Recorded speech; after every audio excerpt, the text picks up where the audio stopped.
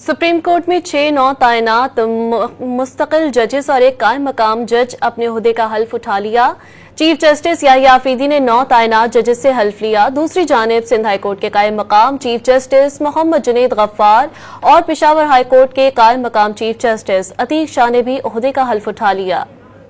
Supreme court में 9 तैनात जजेस की हल्फ बर्दारी की तकरीब हुई। 6 नौ तैनात मुस्तकबिल जजेस और एक कायम मुकाम जज ने अपने ओहदे का हल्फ उठा लिया।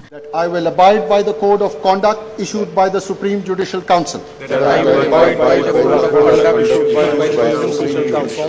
चीफ जस्टिस याहिया आफरीदी ने 9 तैनात जजेस से हल्फ लिया। तकरीब हल्फ बर्दारी में सुप्रीम कोर्ट और हाई कोर्ट के जज साहिबान, अटॉर्नी जनरल, जजेस के अहले खाना, Pakistan bar council, supreme court bar council के ओहदेदारान और वकला की बड़ी तादाद ने शिरकत की।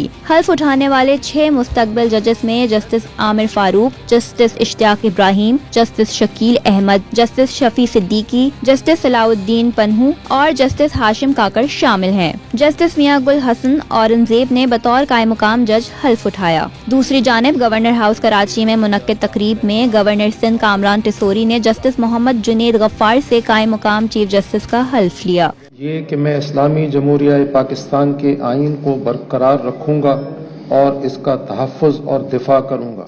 पेशावर हाई कोर्ट के कायम मुकाम चीफ जस्टिस सैयद मोहम्मद अतीक शाह ने भी गवर्नर हाउस खैबर पख्तूनख्वा में मुनक्किद तकरीब में अपने ओहदे का हल्फ उठा लिया। तकरीब हल्फ बर्दारी में वजीर आला अली अमीन गंडापुर भी मौजूद थे। May Allah Almighty help and guide me. May Allah Almighty help and guide me. Amin. Amin.